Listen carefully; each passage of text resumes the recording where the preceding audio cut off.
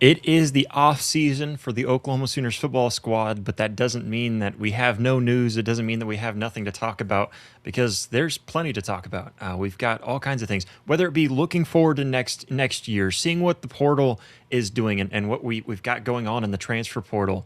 I mean, talking to some basketball, whatever it is that we've got, that we've always got you covered here at Oklahoma at the voice of college football. Let's see if I can get my words out tonight. Welcome in, everybody, Oklahoma Sooners fans, college football fans, to Oklahoma Sooners Live at the voice of College Football Network, presented by FanDuel. I'm your host, Josh Mahler. You can find me on X, formerly known as Twitter, at Real Josh Mahler. Keep up with the show. Keep up with me. So much more. You can follow the show on social media all over the place at Oklahoma VOCFB. You can also follow the network, Voice of College Football, at the VOCFB. Of course, if you want to help support the show, make sure to just hit that like button, hit that subscribe button, help us keep on growing, help us keep on doing great things here at Oklahoma at the voice of college football. Of course, if you want to help support the show just a little bit further, then you can become a member today for as low as $2.99 a month. That's $2.99 a month. Just a really small little tidbit to just give back to the channel here and help us keep on growing. And of course, all super chats and donations will be read live on the show. So jump in that live chat. We'd love to hear from you. Let's get into it because regardless of it being the off season, we've got a lot to cover here for the Oklahoma Sooners in general. And of course, I know we are Oklahoma at the voice of college football, but we do talk a little bit outside of the realm of college football. But let's be honest, college football gets the main attention here at Oklahoma. And we're going to talk about what's coming for 2026 because I know we'll probably get into some of this, but first and foremost, some really good news happened for Oklahoma today, finding out a few of the players that we still had some question marks. We assumed that they would be returning to Oklahoma, but now we know for sure. Of course, returning, we've got Isaiah Satania, which was the first one to be announced today. That's a really big one for the leading receiver there for the Oklahoma Sooners back in the 2025 season. That happened so long ago. And so he's going to be returning. And then, of course, you've got number 10 on both sides of the ball. You've got the quarterback of the offense and the quarterback of the defense. You got John Mateer and Kip Lewis both returning. And it's really good news for Oklahoma, I think, in many ways, because you've got your leading receiver with the other receivers that are coming in, which I think is huge. And we're going to get to that, I'm sure. And of course, you've got your quarterback who knows the system. We knew that going into this past season, and we saw what he could be early on in the season. Of course, the injury setting him back, a lot of mental things setting him back with that injury. And we saw what seemed to be the right trajectory for John Mateer.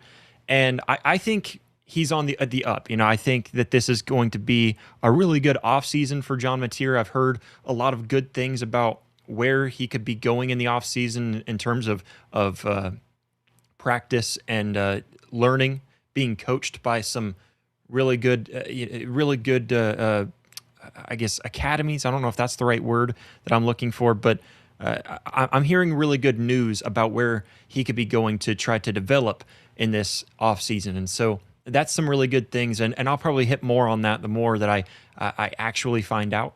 But really good stuff for Oklahoma heading into the offseason. Really, we're already there, but heading into the offseason and preparing for 2026 and that 2026 to 2027 season, because it's really crucial to bring back those players. I think that's the hardest part in NIL, and one of the most overlooked parts of NIL and the transfer portal is trying to recruit your own players, bring your own players back. And of course, you don't only, it's not only having to recruit them from other schools stealing them away from you, but it's also having to recruit them from jumping on.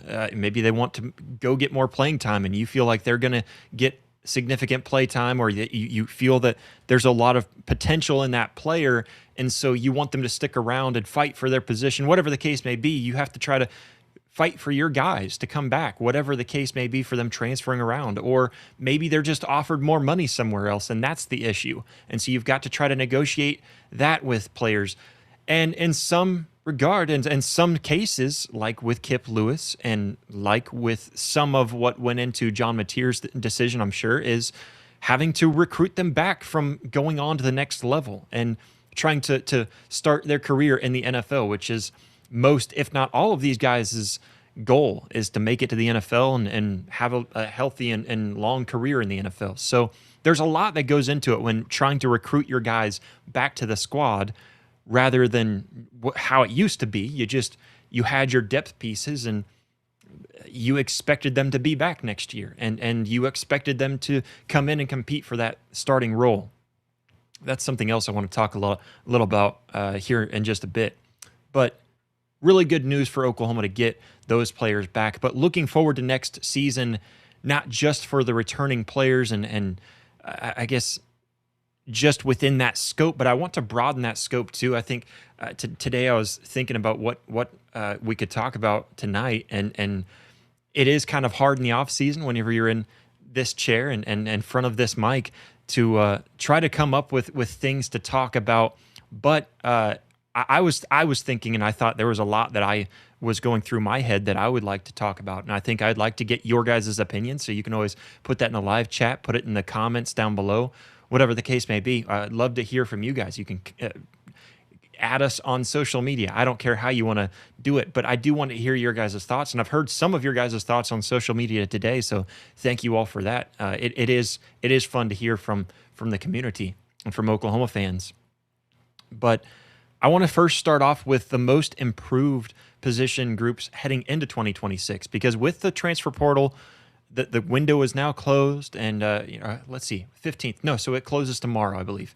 So I might have misspoken there. So the NFL closing date, where you had to declare for the NFL draft, that was yesterday, and then so transfer portal, I believe, is the 16th.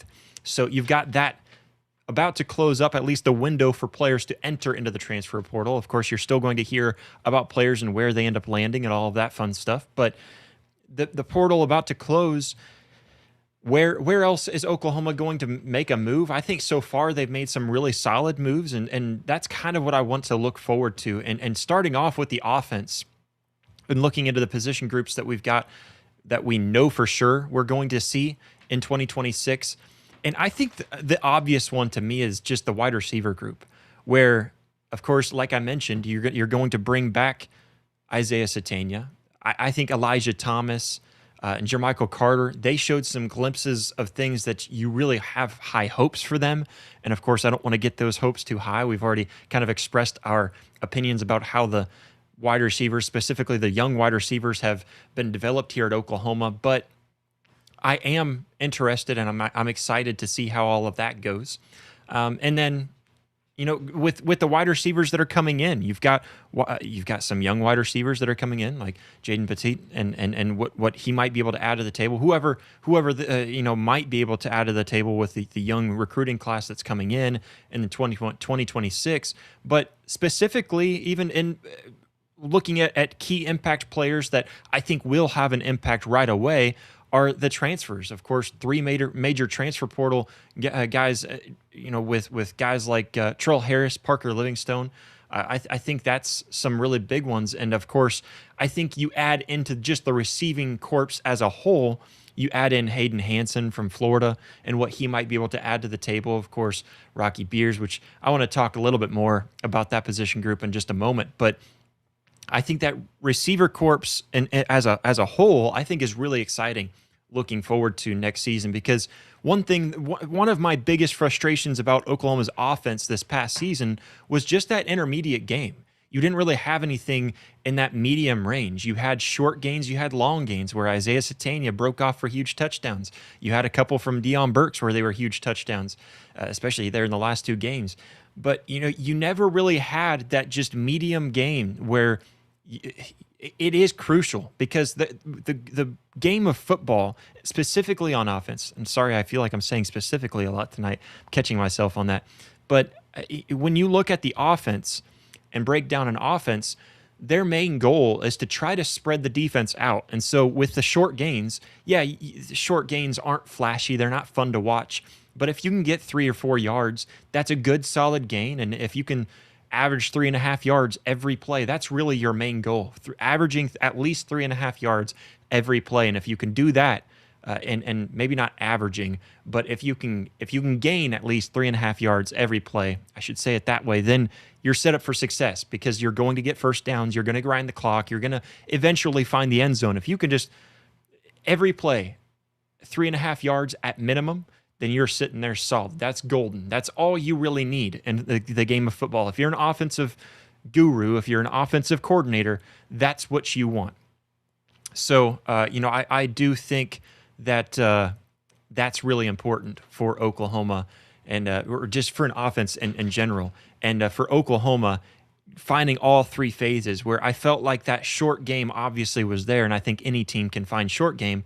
The long game, the long explosive plays, that was there, and I think that was a bright side to the offense this year, and Isaiah Satania being one of the key pieces to that, John Mateer being a key piece to that. He had some really big runs and solid gains, but ultimately, you didn't see anything in that medium gain. And the reason why you want all three phases there, as I was mentioning a moment ago, is that the short game gets the defense closer up. The medium game might spread them out a little bit and kind of keep them in certain groups, depending on what zone you're going after and all of that. And of course, the long game, when you're talking about those explosive plays, airing it out, going far downfield, that's going to get the defense to kind of drop back and give you more space. That's going to really spread them out where you have more room for running. And now, again, if you have that long game, that intermediate game should be there from the run game.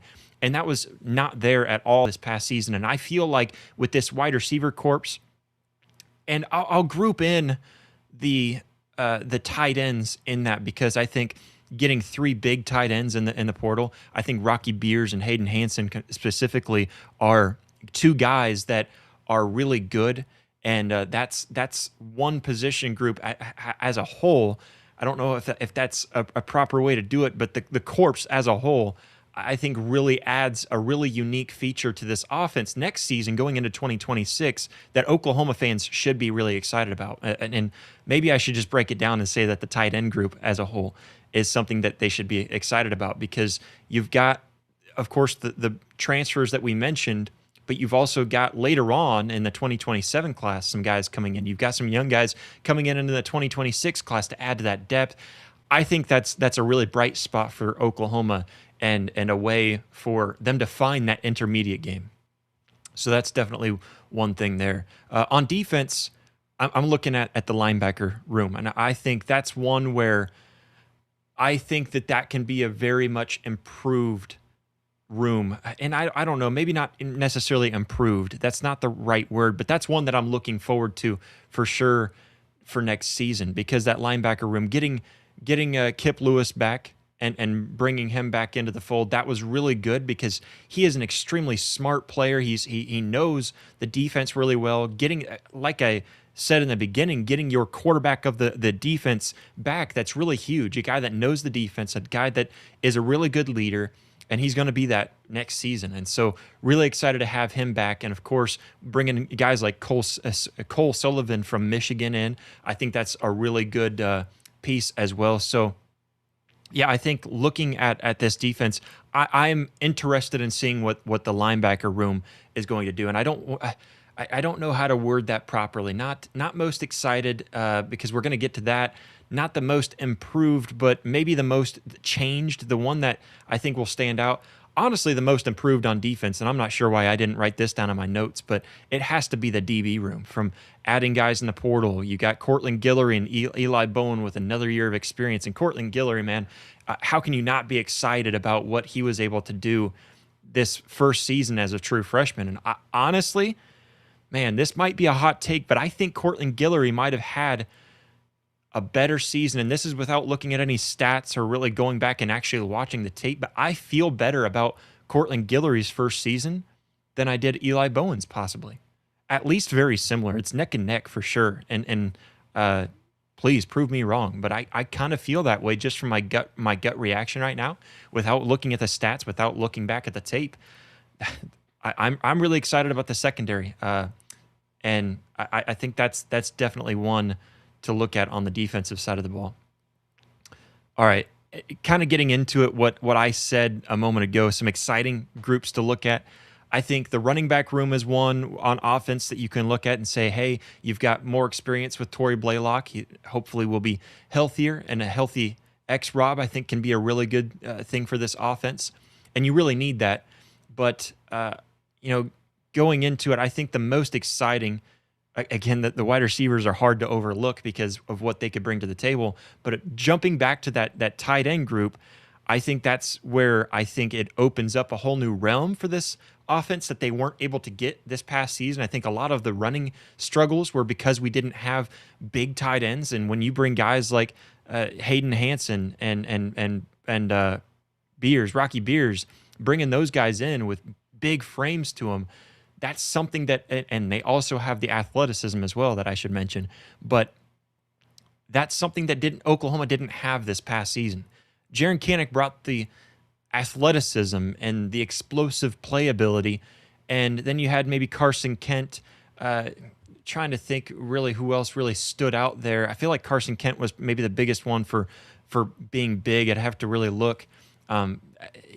That you didn't really have that solid tight end, and I feel like Oklahoma should have 2 or 3 solid tight ends going into next season. So that's really, really fun. But going down to the offensive line and seeing what Oklahoma's been able to add there, that's one that, keeping on going with that offensive line depth with young guys that have stepped up this past season and going into next season that you hope that will step up even more. And then the depth pieces that they've added, there's some really good spots. And of course, I think what you've seen with that offensive line from last season to this season is it's not saying much, but a large improvement, and still with a lot of improvement to go. And this season, it felt more improved with a younger group, with Eddie Pierre-Louis, with Ryan Foje, and with Michael Fasusi. You had some true freshmen out there, and redshirt freshmen. So you had 3 freshmen out on that offensive line, and it was more improved than the season before it, where it wasn't that case. It wasn't a young offensive line by any means. So that's a really good step in the right direction. I honestly thought, and I've mentioned this before, I thought that Febechi Wiwu there late in the season when he came in at center, I felt better about that than Jake Michaela. And I like Jake Michaela a lot, but I felt like Febechi Wiwu fit into that position much better, and it seemed like the offensive line as a whole was much better when Febechi Wiwu was playing center. But anyways, you saw a lot of progression from that offensive line. And so I think with those young guys stepping into their second year, you should see another big step forward. I think a large step forward, a much bigger step, not much bigger than this past season because it was just horrific back in 2024. But I think you'll see a very big jump in that offensive line.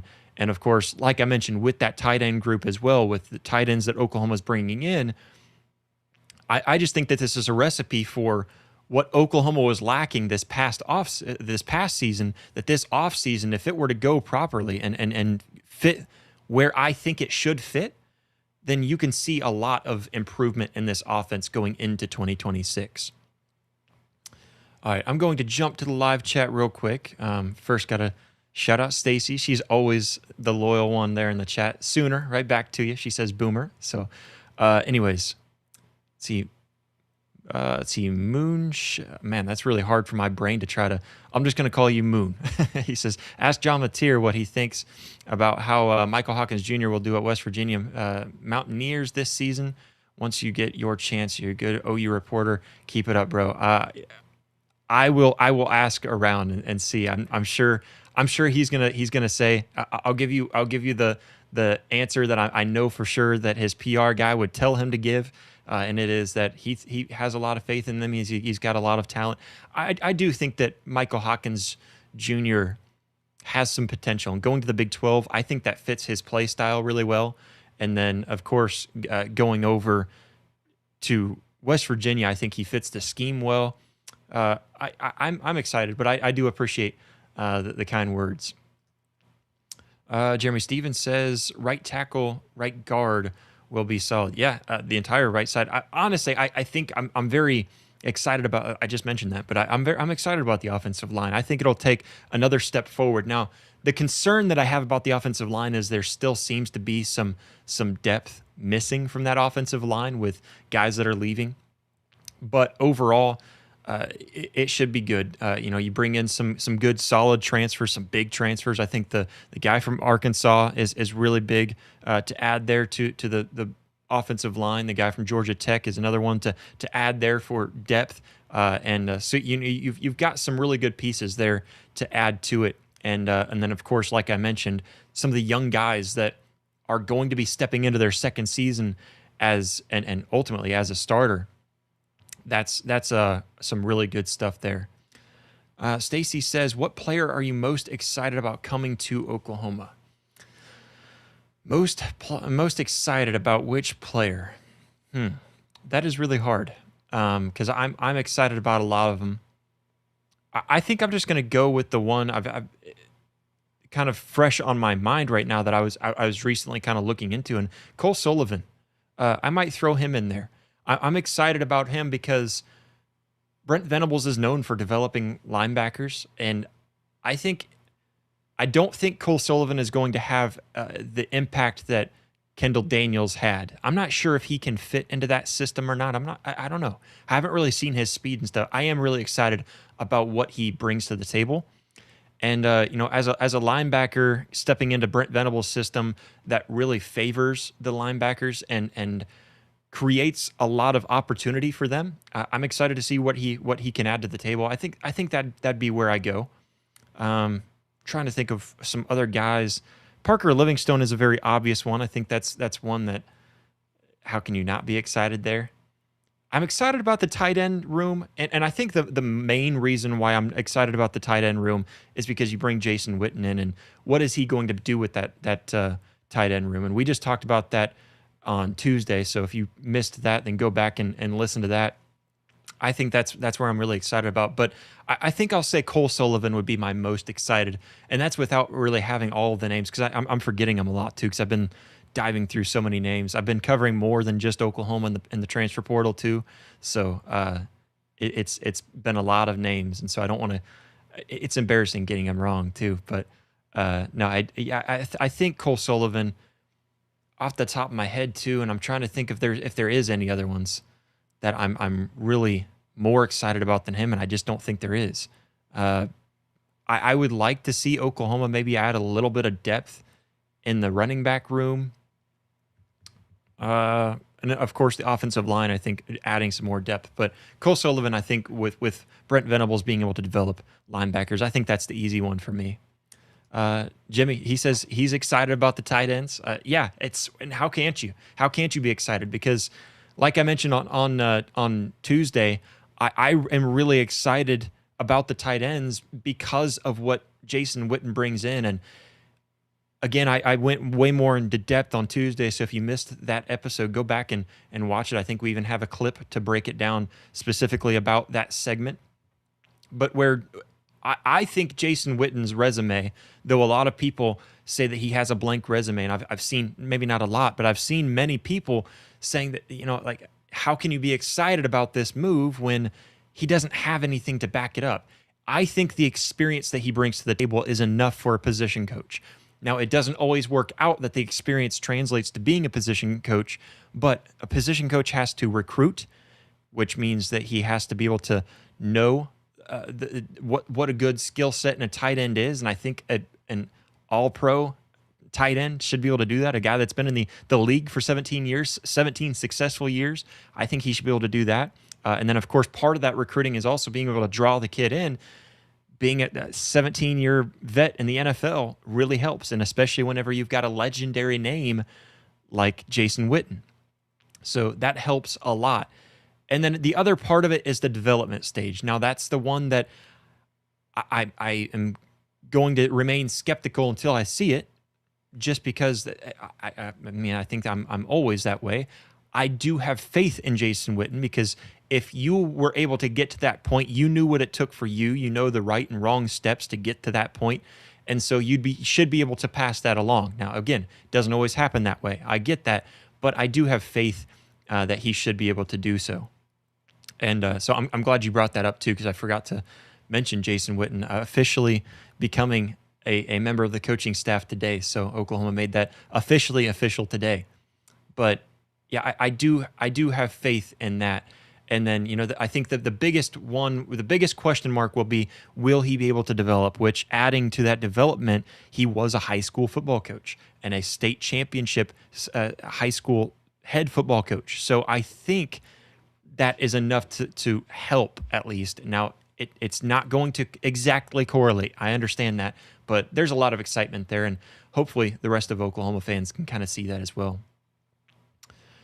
Again, I'm going to bring up the national championship. It's been on my mind a lot. As I've mentioned probably several times before, I grew up in Indiana, so a lot of my young years were in Indiana, going to games for free. So I am curious, what's your guys' score prediction on the national championship? I hate that it's on a Monday. I say that every year, but every year I mean it just as much, or if not more. Especially the older I get, I'm nearing up on 30, and I don't want to. I don't want to have to stay up late on a Monday and try to wake up on Tuesday to go into work. But I am curious about what your guys' score predictions are. Our friends over at FanDuel have them sitting there at an 8.5-point favorite still. And even though they're technically on the road and Miami gets it at home, which I absolutely hate. And also FanDuel has some touchdown score bets in there. I think at minus 120, you've got Elijah Surratt, Kalen Black at plus 100, and then Roman Hemby at plus 125. My guy Charlie Becker at plus 135. I think any of those guys would be a solid bet, and so go check them out over at our friends at FanDuel. So I am really interested. I'm really excited for that game. Like I said, I'm just cheering for them more or less as the childhood that I had growing up and going to those games. A lot of fun, but I think I see Indiana being able to go in there, and even though it is a road environment for them technically, I think Indiana fans are going to show up, and I think it's going to be like a 50-50 split. If it is going to favor one side, I wouldn't be surprised if it's a 65, what is that, 65-35 split for Indiana. It wouldn't surprise me. Now, most likely it's going to be the other way around, 65-35 for Miami, which is what I hate about it. But Indiana fans showed up for really both playoff games that they've played in, but they really showed up for, and you could, I think it was just more evident in that Oregon game that they showed up for. It was at the Peach Bowl. So I'm excited for it. I'm going to be cheering for Indiana. I will be happy for Miami. I'll be happy for Mario Cristobal. I think he's a stand-up dude. And Carson Beck finding his way back and kind of righting his wrongs in his career and stuff, and not that he really did anything wrong, but just kind of turning the leaf, and being able to go on to the next chapter and be able to win at a high level. I think that's really cool stories. But I'll be cheering for Indiana. So also curious about where you guys are cheering. Which side are you pulling for? Because I feel like everyone has finally just hopped on the Indiana bandwagon. And that's not a bad thing. I don't have anything wrong with people hopping on the bandwagon. I think, and especially in a game like this, like you've got to cheer for one side or the other, right? Like, and I guess you don't have to, but if you're going to cheer for a team, you got to cheer for one or the other. You can't just sit in the middle. And so, but it is exciting to see Indiana, the team that when I watched them as a kid, they were happy to win 6 games and go to a bowl game. So if they hung in there close with the top team. I remember seeing them play Wisconsin, Penn State, Ohio State, all these big teams playing them close, and fans walked away with a smile on their face. They were happy just to have been in that game and competing. So, I think that's really cool to see how big of a turnaround it's been. Going over to Jimmy, he says 34-24 Indiana. I like that prediction. And then Stacy, she says 36-21 Indiana.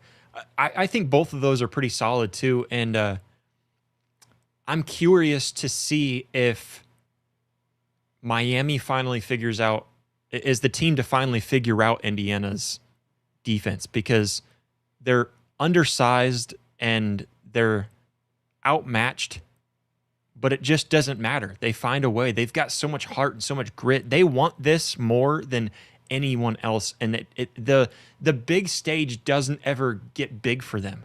That's what's just so amazing about Curt Cignetti and this coaching staff and what they've done with these players. And so I'm really excited for it. Hopefully you guys are too. But again, go check our friends over at FanDuel out. And if you want to put any wagers on it, that is the best place to go. All right, let's move on. Roster sizing is going to be a little bit different going forward, and I think you're starting to see some teams take this approach. I saw Texas kind of take this approach already, and I think it's one that Oklahoma seems to be exploring. Based on how the roster numbers look right now and where they're heading, it kind of seems that although, and I don't even have, maybe I do. Yeah, so 105 player roster maximum, which was up from 85 scholarships, but now all 105 can receive scholarships now. And so even though that they have the scholarship, the scholarships increased and the number can be increased, I think with today's day and age with the transfer portal and NIL and pairing those two together, I think you're going to see a lot of teams take what they're calling an NFL approach to their roster management, where you're not going to have the 2 deep, the 3 deep anymore. You're really going to have your starters, and there's going to be a much bigger gap between your starters and your backup players. And then, of course, there's also another proposed redshirt rule that they're trying to expand the redshirt expansion from 4 games to 9 games. I think that's crazy to go that high. That's 75% of your season plus whatever bowl games. If bowl game or in the playoffs, you could play up to 4 games extra. So I think that that's too much. And the way that I would go about it is just counting, whether you want to count snaps, count play time as a whole, or count quarters. I don't know how it would be most fair. I just know that I think that counting one single snap for a player as an entire game off of his redshirt eligibility, it's I don't know. I feel like that's silly. So anyways, getting back to the roster management, I think Oklahoma is going to be another one of these teams that, because of Jim Nagy and I think the great job that he's done in the front office for Oklahoma and paying close attention to the ever-changing landscape of college football, I think they're going to start to take this approach. And I think you're starting to see it with guys like Sammy Omosigho and Kobe McKenzie and Jaden Hardy. Who's some other players that we can bring up that would be other examples? I don't know for sure. I'm trying to think off the top of my head. But you've seen a lot of these players. Gentry Williams is another really good example. And we mentioned this again on Tuesday, where all these transfers that Oklahoma lost, all but one so far, have transferred off to Power 4 schools, which shows that Oklahoma's backups are good enough to go off and be starters, or at least starter material at other schools, Power 4 schools. Almost any school in the nation would take Oklahoma's backups this past offseason, I think even more so on defense. But they would take Oklahoma's backups as their starters. That's not going to be the case anymore because of what you've seen here in this current transfer portal era. I think you're going to start to see where Oklahoma's not going to have as many depth pieces. Now, it doesn't mean that the backups aren't going to be talented, that they're not going to have somebody in those depth roles to help out and still play key rotational a key rotational role in their whatever position they're playing. It's not that they won't have those key rotational roles that will have talent, but it won't be as great as being able to throw Sammy Omosigho in there and feeling pretty confident about that. Throwing Taylor Wine in there when he was a backup, to throw him in there and expect him to perform well when R. Mason Thomas is out. You think of all of the great examples of that. And PJ Adebawore, who will most likely be a starter or at least a key player this upcoming season. But this past season, PJ Adebawore was a guy that would have been that really talented depth piece, you're not going to have players like that anymore. You're not going to have players that could be starters at other Power 4 schools that will be sitting there on your depth. And I think a big part of that is that they recognize that they have the talent, because there's going to be people reaching out to them saying that they have the talent to be a starter over here, and they're going to pay them X amount of money. So money will be the other thing to draw them away. Now, you need to be able to pay top-notch players on that first line, on that starting lineup. So how do you pay for all-star players in today's day and age, where the numbers are going up and going through the roof, and the millions of dollars that these players are being paid to stick around on rosters? Well, you're going to have to start to cut off a lot of those extra players that you don't necessarily need, where you're probably going to go from 105 total player, or 150 whatever players, I guess 105 now, 105 total players on your roster, and cutting that down to where you might only have 70 some players on your roster. And that's kind of the day and age of college football that you're starting to get into, where you're going to start to cut those numbers down because you can't afford to pay 100-plus players to keep them all on your roster. So instead of paying, the lower players, whatever you would have paid them, that take that $60,000 from a third-string player, fourth, fifth-string players, more like it, taking that $60,000 from them and distributing it towards the top of that tree, towards the top of that depth chart. That's the route that you're going to start to see Oklahoma and many teams going down, which I think there's other teams. I think Texas was the big one that you started to see really taking that approach to this NFL structured roster. So that's something to keep an eye on. That's something to recognize, and recognize that not only is the NIL tactics going to change, but the recruiting in the high school stages will also change, and the tactics and how you recruit high school players, and also how you retain players. You might see a lot of guys like the guys that I just mentioned end up leaving to go to other schools because they're not going to get paid at that top tier anymore if they stick around at Oklahoma, because they're going to have to pay the first string guys a little bit more and to keep them around. So something that I was reading into and looking into that I think is interesting going forward, especially for Oklahoma's roster. All right, the tough discussion to bring up. Oklahoma basketball was very exciting going into this season. You look back to last season, how they closed out the season, and they had a really strong finish to the season. We had a lot of high hopes going into this season because Oklahoma brought a lot of what seemed to be really good talent. And I really do believe that still. A lot of really good talent that they brought in. A lot of guys that had proven numbers to bring them in, to add them to Oklahoma's roster. But Oklahoma still has the same struggles that they had for the last 5 seasons, whatever it was, that I think 5 seasons now for Porter Moser and this regime. And you go back to last season, I think a lot of people were ready to have this discussion about Porter Moser and his tenure at Oklahoma last season. But the reason why it kind of came to an end in the offseason, which I think at the time most of us understood, was that all of a sudden he turned it around, where they needed to win 3 of their last 5, and they did just that. They made it to the tournament, and that was enough to buy Porter Moser time. That was enough to ease the minds of the fan base, just enough. That mixed in with the fact that they went out and spent some money on some really good players and got a really good transfer portal class to come into Oklahoma for this season.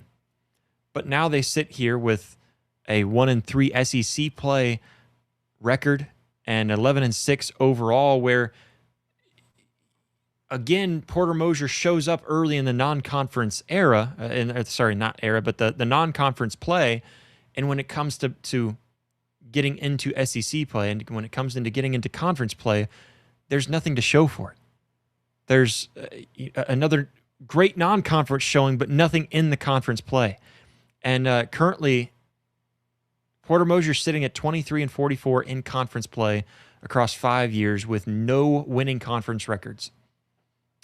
Not a single one. and the estimated buyout, I believe, is around 5 to 6 million is his current buyout. And last year they made the tournament, but that's not going to save him for this year.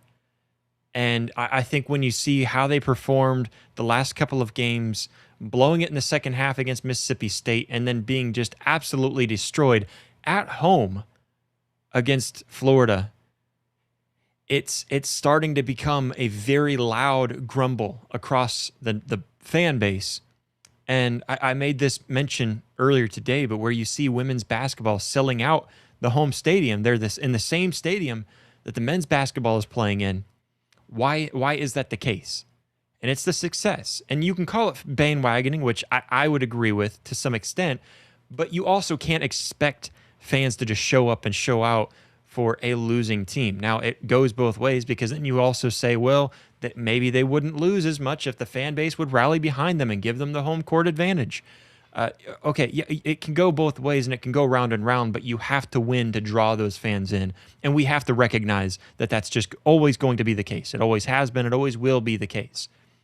And right now, I think this program feels at an all-time low. Now, things could all of a sudden turn around and we keep on having these discussions, but we are having the discussion now because of the all-time low that this program is sitting at.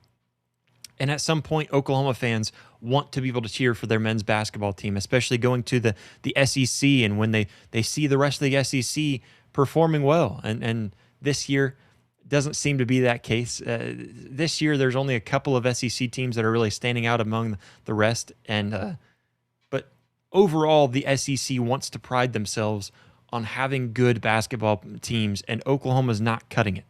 And currently, Oklahoma's NIL is ranking all the way down at the bottom of the SEC.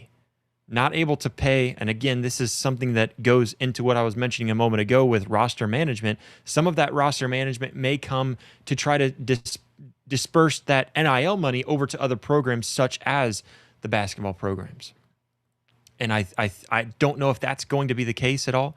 I think cutting teams, and I know Chad and Tierney and I were just talking about this earlier in our group chat, but I think that there's probably going to come a time when they cut sports like soccer, they cut sports like wrestling, they cut sports maybe like tennis, and I don't know what else there is, but I'm sure there will be a lot of cutting to certain programs to try to maintain some sort of dominance, whatever dominance they can get, and using NIL. Now, that doesn't mean that all those sports will completely go away, as we were also mentioning, and I was kind of looking into it. It doesn't mean that those sports would totally go away for the Oklahoma branded sports, but there are some sports that are club-based sports, and some of those might be able to go over to that format, which would then take away Oklahoma's responsibility for NIL and all of that. So, anyways, going back to our basketball team that we look at, and I think that ugly conversation has finally come. And you guys know me, if you've watched this show at all and paid attention to how I treat any kind of coaching situations, I am usually the last to say fire the coach. But in this case, it is really hard to defend Porter Moser when a repetitive theme keeps on showing up, where he started off hot. This non-conference schedule, he did really well. And it looked good. But I think the Nebraska game, which I was there and covering for that one, it was an ugly sight to see how quickly things turned against Oklahoma in the second half and ended up kind of losing that one embarrassingly so. And then you get into games like what we just witnessed this past week against Florida, where you get completely killed and you can't even halfway fill up a stadium. There needs to be some sort of change, because if you go down this road for too long and keep on showing the same patterns year after year, the fan base is not going to be interested, and the fan base is not going to want to show up and support the team. So that ugly conversation is creeping up upon us, where we're going to have to talk about Porter Moser and whether this may be the closing of his tenure at Oklahoma. All right, that's all we've got for today. I want to tell everybody that I appreciate you for tuning in. If you were tuning in tonight, even if you're not tuning in live, we still appreciate it. Make sure to hit that like button, hit that subscribe button. You can comment down below. And of course, if you want to help support the channel just a little bit further, you can become a member today for as low as $2.99 a month. It helps us keep on growing and doing bigger and greater things here at Oklahoma at the Voice of College Football. Of course, follow us on social media. You can find all those links down in the description below. Of course, our merch is also down below for another way to support the show. You can get all of the Oklahoma at the Voice of College Football merch at vocfb.com/shop. So go to vocfb.com/shop. And find all the merch over there. There's Oklahoma specific merch and even just Voice of College Football merch to help support the channel and support the support the network as a whole. But again, appreciate everybody so much for tuning in. We will catch you on the next one. Boomer.